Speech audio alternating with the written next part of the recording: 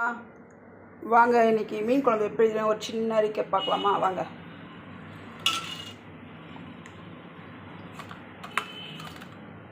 பூண்டு தட்டி வச்சுருக்கேன், 3 மிளகாய் கீரி வச்சுருக்கேன் சும்மா லைட்டாக. சின்ன வெங்காயம் ஒரு 20 வெங்காயம் 2ஆக கட் பண்ணி வச்சுருக்கேன் தோல் உரிச்சிட்டு. ஒரு 3 தக்காளி அரிஞ்சு வச்சுருக்கேன். கருவேப்பிலை, ஒரு பெரிய வெங்காயம் 1, தக்காளி பெரிய தக்காளி 1, ரெண்டுத்தையும் போட்டு மிக்சியில் ஒரு அடி அடித்து வச்சுருக்கேன்.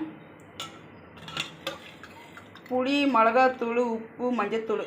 புளியை நல்லா 1க்கு 2 வாட்டி கரைச்சி அதை வடிகட்டிக்கோங்க, மண்ணே இல்லாமல்.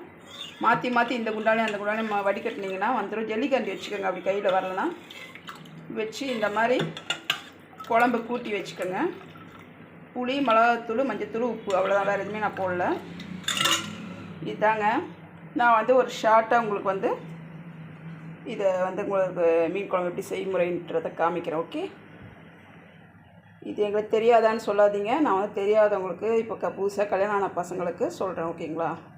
அம்மாங்களுக்கெல்லாம் தெரியும் தான், மீன் குழம்புலாம் என்னோடய சமையலாம் சமைப்பாங்க. இருந்தாலும் தெரியாத திருத்தம் இருக்கிற சின்ன சின்ன பசங்களுக்கு நான் சொல்கிறேன். ஓகே, ஓகேடம்மா, பாய்.